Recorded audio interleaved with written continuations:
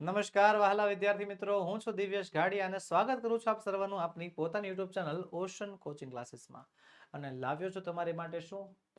ગાલા સ્વાધ્યાય પોથીનું સંપૂર્ણ સોલ્યુશન. જી હા વિદ્યાર્થી મિત્રો, આજે આપણે ભણીશું ગાલા સ્વાધ્યાય પોથી ધોરણ 5, આપણો પ્રિય વિષય અંગ્રેજી, જેમાં સપ્લિમેન્ટ રીડરનો બીજો યુનિટ બિરબલ ધ વાઇસ, એનું આપણે સંપૂર્ણ સોલ્યુશન આજે મેળવવા જઈ રહ્યા છે. તો ચાલો વિના કોઈ વિલંબે કરીએ શરૂઆત. અગાઉ વિદ્યાર્થી મિત્રો આપણે સેમેસ્ટર 1 ની સ્વાધ્યાય પોથીમાં યુનિટ નંબર 1, 2, 3, 4, 5 અને સપ્લિમેન્ટરી રીડરમાં યુનિટ નંબર 1 નું સંપૂર્ણ સોલ્યુશન જોઈ ચૂક્યા છીએ.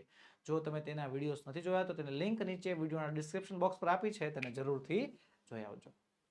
ચલો શરૂ કરીએ. પહેલું શું કહે છે? Read the passage and answer the question. ફકરો વાંચો અને સવાલના આપો જવાબ. તો ચાલો ફકરો વાંચીએ. વન ડે, એક દિવસની વાત છે. Rich merchant came to Birbal.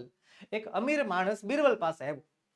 He said to Birbal, અને બિરબલને કહ્યું કે I have 7 servants in my house. મારા ઘરમાં 7 નોકરો છે. One of them has stolen my bag of precious pearls. એમાંથી એક નોકરે જે છે કિંમતી હીરાઓની, સોરી પર્લ્સ એટલે મોતી થાય, કિંમતી મોતીઓની એક બેગ ચોરી લીધી છે. Please find out the thief. Please એને પ્લીઝ એ ચોરને ગોતો ને. So Birbal went to the rich man's house. તો બિરબલ જે છે અમીર માણસના ઘરે જાય છે. He called the 7 servants. એ 7 નોકરોને બોલાવે છે. ઇન ધ રૂમમાં. He gave a stick to each of them. બધાને એક એક લાકડી આપે છે હાથમાં. Then he said, પછી બોલે છે, these are magic sticks. આ જાદુઈ લાકડીઓ છે. Just now all these sticks are equal in length. અત્યારે આ બધી લાકડીઓ જે છે લેન્થમાં સરખી છે. Keep them with you, and તમારી સાથે રાખો, and return them tomorrow. અને કાલે મને પાછી આપી દેજો. If you are thief, જો તમે ચોર હશો ને, your stick will grow in an inch longer by tomorrow. તો તમારી લાકડી જે છે 1 ઇંચ મોટી થઈ જશે. તો પહેલો સવાલ છે, why did the merchant go to Birbal? કે શા માટે આ વેપારી બિરબલ પાસે ગયો? શા માટે ગયો? The merchant went to Birbal to find out which of the 7 servants had stolen his bag of precious pearls.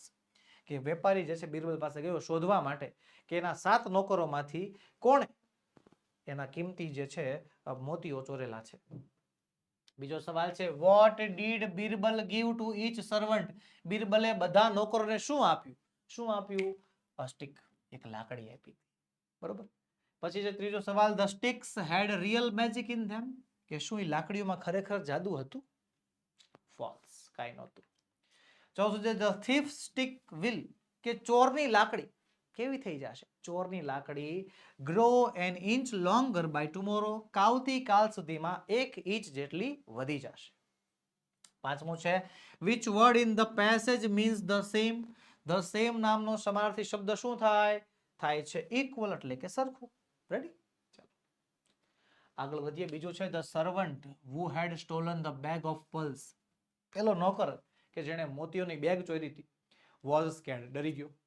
He thought, એને વિચાર્યું કે if I cut the piece of 1 inch from my stick, કે જો હું મારી લાકડીમાંથી એક ટુકડો કાપી નાખું, I won't be caught, હું પકડાઈશ નહીં. So he cut the stick and made it shorter by 1 inch. એટલે એને લાકડી કાપી નાખી અને 1 ઇંચ ટૂંકી કરી નાખી. નેક્સ્ટ ડે, બીજા દિવસે, બિરબલ કલેક્ટેડ ધ સ્ટિક. બિરબલે લાકડી એકત્ર કરી લીધી ફ્રોમ ધ સર્વન્ટ્સ, નોકરો પાસેથી. He found that one servant's stick was shorter by the inch. એને જોયું કે એક નોકરની લાકડી 1 ઇંચ ટૂંકી હતી. Birbal pointed his finger to at him. બિરબલે એની સામે આંગળી કરી. and said, અને બોલ્યો, શું બોલ્યો? here is the thief. આર્યો ચોર. The servants confessed the crime. નોકરે પોતાનો ગુનો કબૂલ્યો. He returned the bag of pearls. એણે મોતીઓની જે છે બેગ પાછી આપી દીધી. He was sent to jail. અને એને જેલમાં નાખવામાં આવ્યો. સવાલ છે પહેલો, the real thief cut the stick by an inch. કે ખરેખર સાચા ચોરે જે છે 1 ઇંચ કાપી નાખી હતી. save himself, પોતાને બચાવવા. save બિરબલ, બિરબલને બચાવવા. કે save the merchant, વેપારીને બચાવવા. કોને બચાવવા માટે? પોતાને બચાવવા માટે. save himself. રેડી? બીજું છે, ખાલી જગ્યા was sent to jail. કોને જેલમાં નાખવામાં આવ્યો? કોને? the servant, કે જે ચોર હતો, thief હતો, એને જેલમાં નાખવામાં આવ્યો. ત્રીજું છે, who was the real thief? સાચો ચોર કોણ હતો? કોણ હતો? the servant whose stick was shorter by an inch.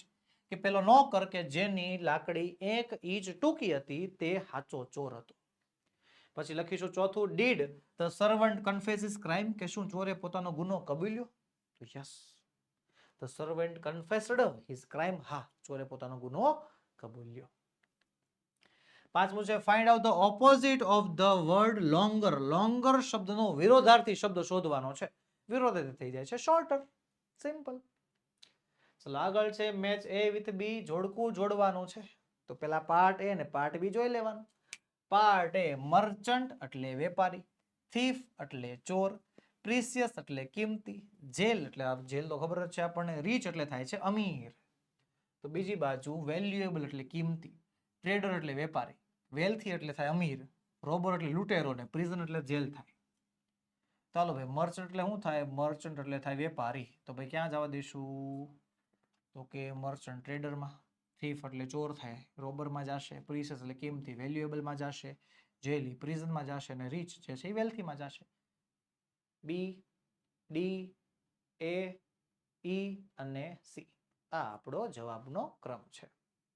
ચાલો આગળ વધીએ એની પહેલા વિદ્યાર્થી મિત્રો તમારા માટે ખાસ નોંધ. ધોરણ 3 થી 12 ના તમામ વિદ્યાર્થીઓ માટે તમામ વિષયની ધોરણ 3 થી 12 તમામ વિષયની તમામ પીડીએફ નીચેની આપેલી બધી પીડીએફ અને પીપીટી તૈયાર છે. સ્વ અધ્યયન પોથી સોલ્યુશન, સમજૂતી પ્લસ સ્વાધ્યાય સોલ્યુશન, ગાલા સ્વાધ્યાય પોથી સોલ્યુશન, પ્રોજેક્ટ પ્રવૃત્તિ બુક સોલ્યુશન, પ્રયોગ પોથી અને ભૂગોળ પોથી સોલ્યુશન, અંગ્રેજી ગ્રામર સોલ્યુશન અને યુનિટ ટેસ્ટ અને આઈએમપી પ્રશ્નો સોલ્યુશન, આ બધા સોલ્યુશન તમારા માટે તૈયાર છે જે તમે અમારી પાસેથી મેળવી શકશો.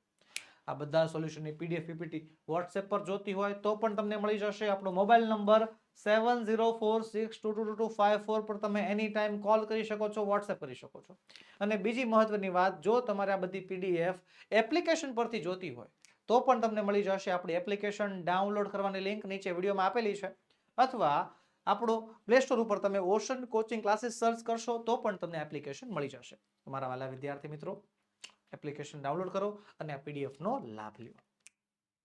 ત્રીજો પ્રશ્ન કહે છે કાઉન્સમાંથી યોગ્ય શબ્દો પસંદ કરીને આપેલા શબ્દોના અર્થ લખવાના છે. ઓપ્શન્સ છે આપણા એકઠું કરવું, કબૂલ કરવું, કિંમતી, સમાન અને મોતી. ઇક્વલ, ઇક્વલ એટલે થાય છે સમાન. ટુ કન્ફેસ, કન્ફેસ એટલે થાય છે કબૂલ કરવું, બરોબર. પ્રિસિયસ એટલે થાય છે કિંમતી. પર્લ એટલે થાય મોતી અને ટુ કલેક્ટ એટલે થાય છે એકઠું કરવું. ઓકે, ચાલો તો બસ મારા વાલા વિદ્યાર્થી મિત્રો અહીંયા જે છે આપણે સેમેસ્ટર 1 ની સ્વાધ્યાય પોથીને એન્ડ કરીએ છીએ. નહીં, હજી થોડુંક બાકી છે.